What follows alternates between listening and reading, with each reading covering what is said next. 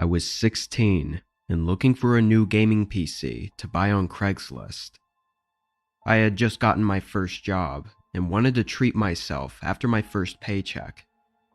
I was online pretty much every day after work, scrolling through any new listings until one of them looked good.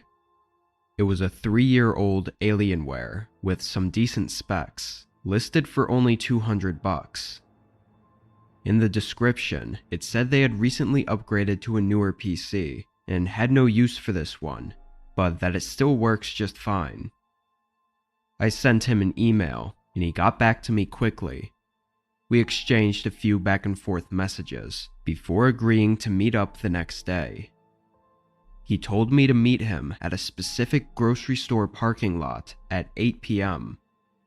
It was kind of far, so I suggested somewhere else that we could meet halfway, but he made a bunch of excuses as to why he couldn't. He said he was going to be busy all week and wouldn't be able to drive very far, so if I wanted it, I'd have to pick it up near him. Although finding it a little annoying, I still thought the deal was worth it and agreed to pick it up. In the morning, I thought about it some more and almost decided to call it off, but then he sent me a few videos to show that the PC was working and also said that if there were any issues, he would refund me, so it made me feel better about it. I went through with it, driving 35 minutes to the grocery store that he said to meet at. Right as I pulled into the parking lot, I saw a truck in the far back. It was the only car in the whole parking lot, and the grocery store's lights were off, like it was already closed. I had thought the whole point of meeting at a grocery store was because it was a safe, public place, so this was kind of defeating the purpose. Having already driven almost 40 minutes though, I still pulled in and hoped it would go smoothly. I parked by his truck and got out.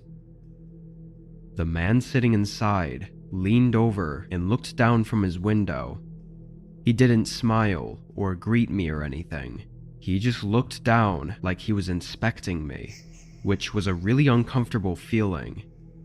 Then he got out. He was an older guy, like late 40s or 50s. He had brown hair that was thinning in the front, and just from a quick look at him, you could tell there was something wrong. I stood a few feet away, trying to keep my distance as he walked around and opened the back door.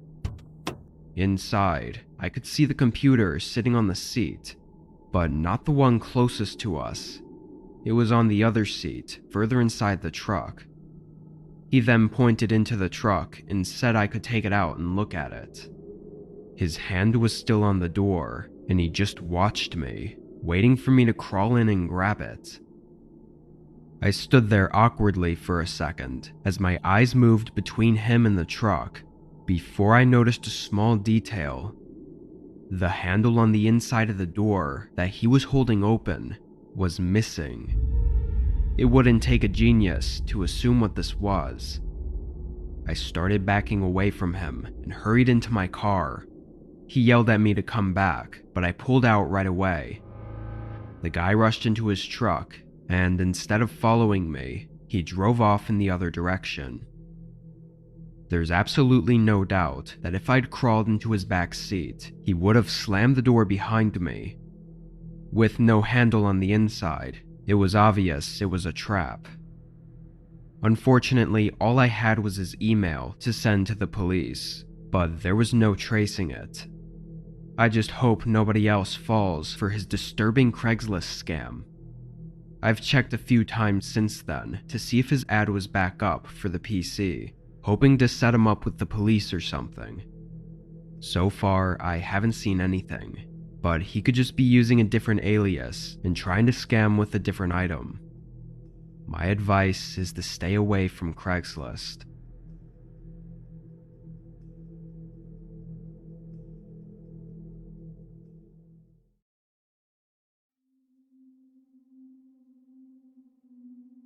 I was using Craigslist to find a condo or room in a house to live in for a few months.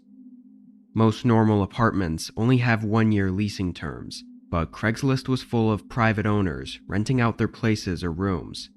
Usually they were cheaper, and the owners were more willing to negotiate on the length of the lease. I had about a month to search, and I found and viewed a few places, but they all backed out last minute. Then I found another one, looking about the same as all the others. It was a room for rent in a home 20 minutes from me. The person listing it was a 22-year-old young guy. After reaching out, we texted back and forth for a few days before booking a time for me to view the room. When I drove out there and got to the street his address was on, I definitely felt a little less excited. The houses looked like they were barely standing, or just not taken care of at all.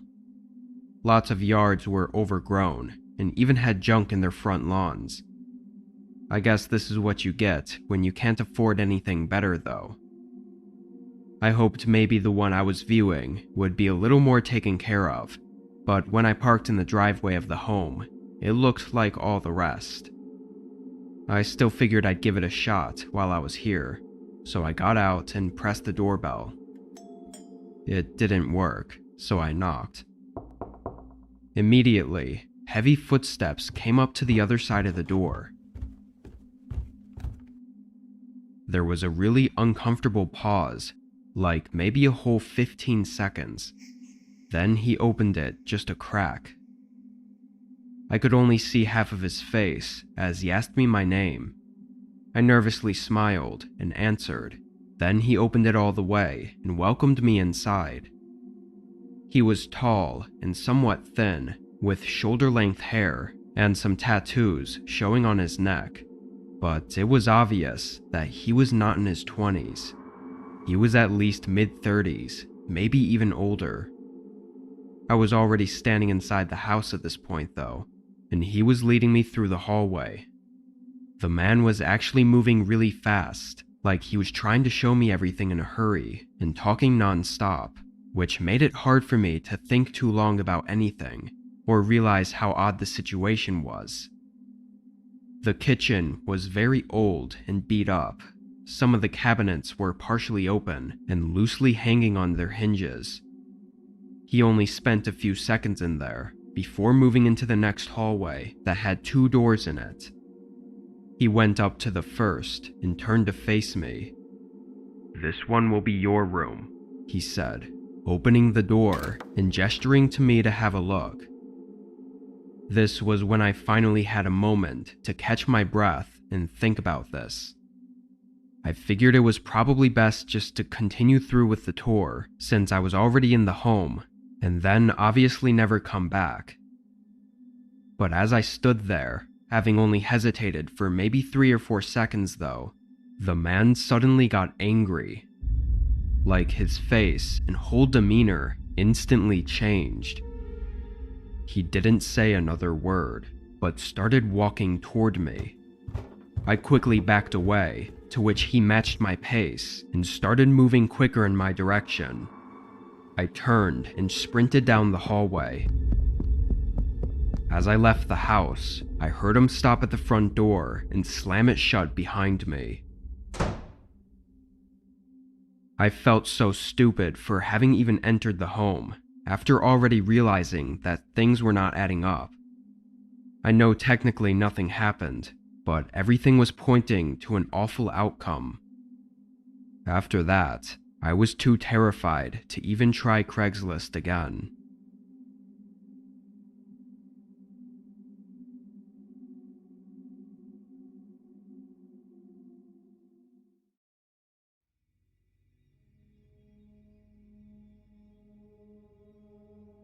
I live on the East Coast. There's a lot of homesteads around here, or just in general, off-grid cabins and houses. Some of them aren't fully off-grid, but they're just far out and on large properties with 40+ acres of land. It's normal around here to buy used tools and equipment from neighbors or others in the area. At the time, I was doing construction on my property and was in need of a flatbed trailer for my truck so I could haul more materials from the hardware stores. These are absurdly expensive, but since almost everyone around here has them, there's a lot of used ones people want to get rid of. Craigslist was the first and only site that I checked on. There were actually a bunch for sale, and I sent out multiple emails. Only one of them replied though, and we scheduled a good time for me to stop by. All I really knew going into it was that his name was Devin and that he had what I needed. Again, this was a super common thing around here that I'd done a million times before, so I had no worries going into it. I drove about an hour from my place through mostly national forest roads until I made it to his driveway. It was like most around here, just a thin gravel road into the woods. I drove through and up to his house. It was a very small and really old-looking wooden cabin with a clearing in the trees leading up to it.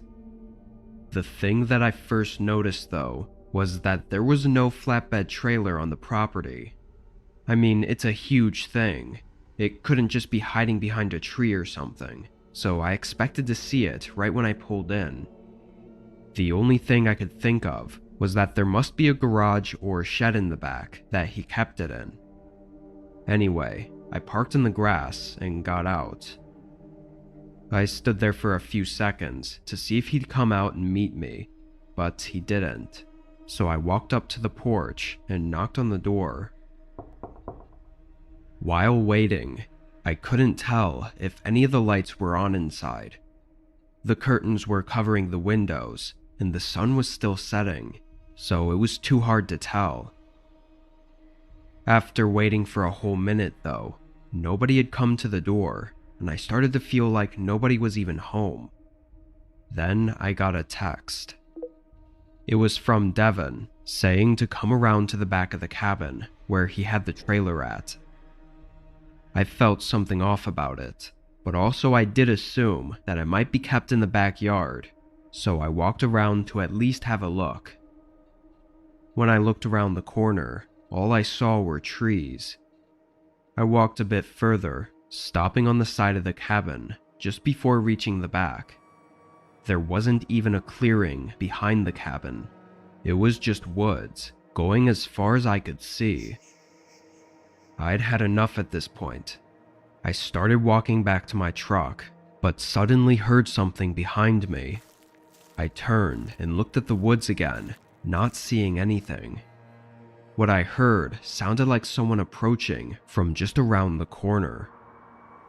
I continued walking, quickening my pace, before hearing loud footsteps pushing through the grass behind me. I only caught a small view of the guy charging at me before I booked it for my truck.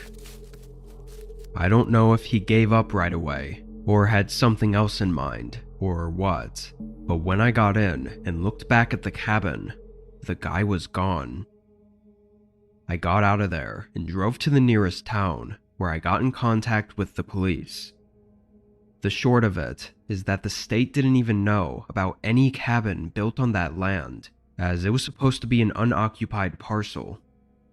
When they investigated, it was clearly abandoned. With there obviously being no intent to sell me anything, the guy was definitely setting me up for some kind of harmful intent. My guess is that he was hiding along the back wall of the cabin, waiting to jump me as soon as I came around. Luckily, I knew something was up and didn't walk all the way back there. If I had, who knows where I'd be right now.